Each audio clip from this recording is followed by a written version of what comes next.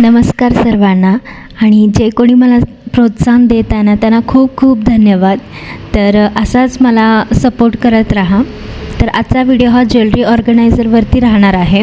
मी माझी आणि माझ्या मुलीची ज्वेलरी कशाप्रकारे ऑर्गनाईज केली आहे हे तुमच्यासोबत मी आज शेअर करणार आहे. चला सुरू करूया मग आजच्या व्हिडिओला. तर हे आहे माझं पहिलं ऑर्गनायझर.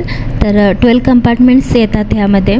तर हे ऑर्गनायझर मी लोकल शॉपमधून घेतलेलं आहे. तुम्हाला हे कुठल्याही लोकल शॉपमध्ये अगदी आरामसे मिळून जाईल किंवा तुम्ही ऑनलाईनसुद्धा घेऊ शकता. ऑनलाईनसुद्धा तुम्हाला मिळेल. तर ह्यामध्ये मी माझे जे मुलीचे सर्व बांगडे आहेत ते अरेंज करून ठेवलेले आहे.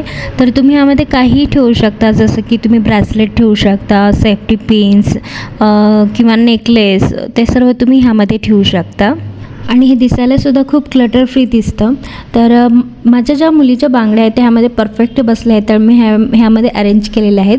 तुम्हाला याप्रमाणे जर अरेंज करायचं नसेल तर तुम्हाला खूप सारे ऑर्गनायझर बाजारात मिळतात, तर त्यामध्ये सुद्धा तुम्ही अरेंज करू शकता.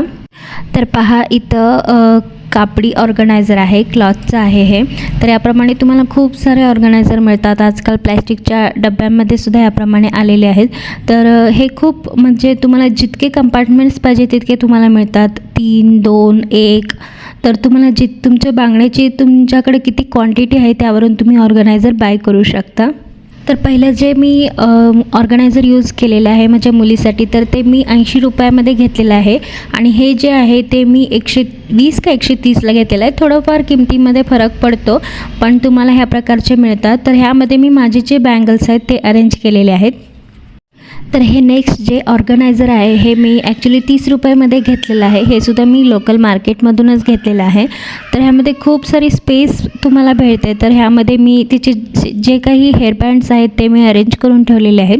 आणि तर वरती जे तुम्ही बघताय ना, तर हे तिचं जे जुनं हेअरबँड होतं त्याच्यावरचं जे तुटलेलं होतं ना ते मी इथं लावलेलं आहे. त्यामुळे ते डेकोरेटिव्हसुद्धा वाटतं आणि छानसुद्धा दिसतं दिसायला, आणि त्याचा यूज पण झालेला आहे. तर याप्रमाणे सर्व जे तिचे हेअरबँड्स आहेत ना ते मी ह्यामध्ये अरेंज करून ठेवलेले आहेत. तर तुम्हाला जर हेअरबँड ठेवायचे नसतील तर तुम्ही नेकलेस वगैरे जे काही असेल तर ते तुम्ही ह्यामध्ये ठेवू शकता. बांगड्यासुद्धा तुम्ही ह्यामध्ये ठेवू शकता.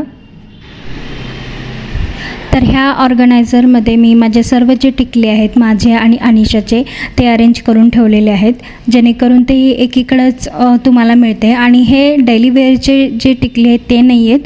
तर हे फंक्शनल आपण कधी लावतो, फंक्शनसाठी वगैरे लागतात, तर त्या सर्व मी टिकल्या इथे अरेंज करून ठेवलेले आहेत.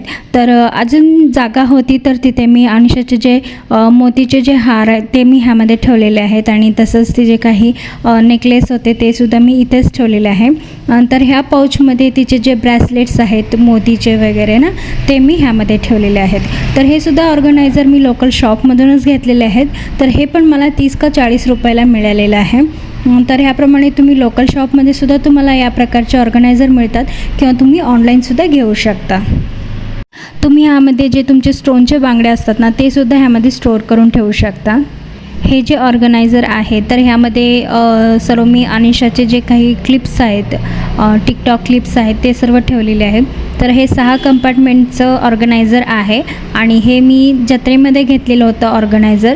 हे पण मला 30 रुपयाला काहीतरी भेटलेलं आहे. 30 का 50 रुपयाला, 50 नसेल 30 रुपयालाच मी काहीतरी हे घेतलेलं आहे.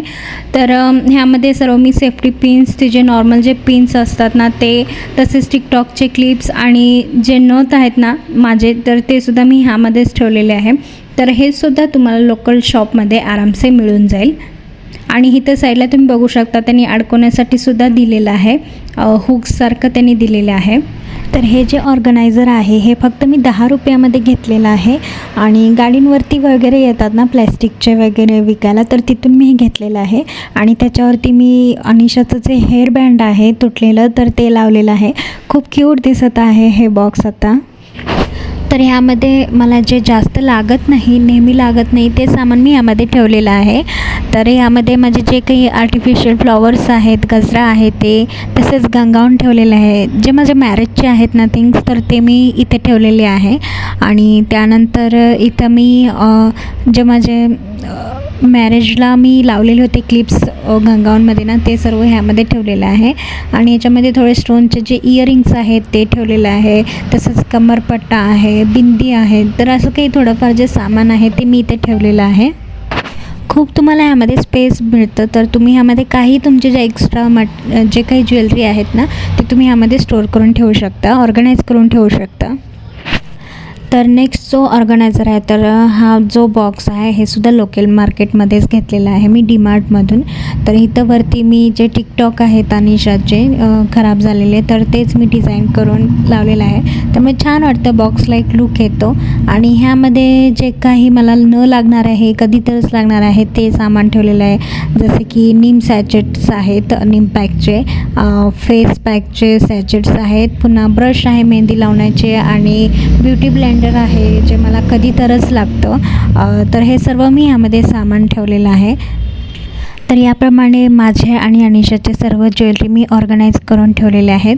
तर हे सर्व ज्वेलरी तुम्ही घरात ऑर्गनाईज करून ठेवू शकता. तर इथं जे आहे टॉयलेटरी बॅग, हे तुम्ही जेव्हा ट्रॅव्हल करता त्यावेळेला ज्या काही वस्तू लागतात ते तुम्ही ह्यामध्ये ऑर्गनाईज करून ठेवू शकता.